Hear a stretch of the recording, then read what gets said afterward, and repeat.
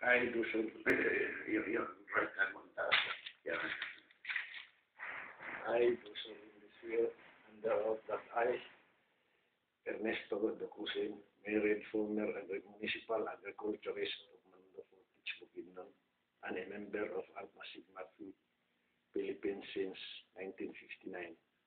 Number 13 of the Alpha Sigma Phi fraternity roster of members disposes and says that I categorically and honestly and truthfully state that I am a living witness to the event how Alpha Sigma Phi originated in Muswan, Bukidnon at CMU, formerly Mindanao Agricultural College, on September 29, 1959.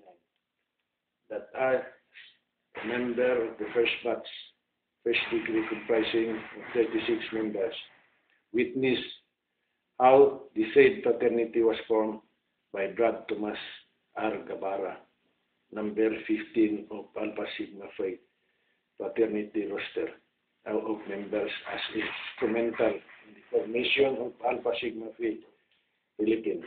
Since we were together in the first batch, I would like to render my validity and authenticity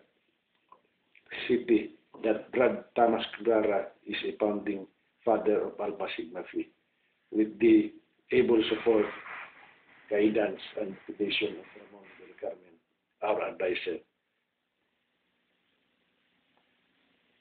Done in the municipality of Mando Fortich on October 15, 2009. Ano ba ito? Isang mo i-repeat mo sa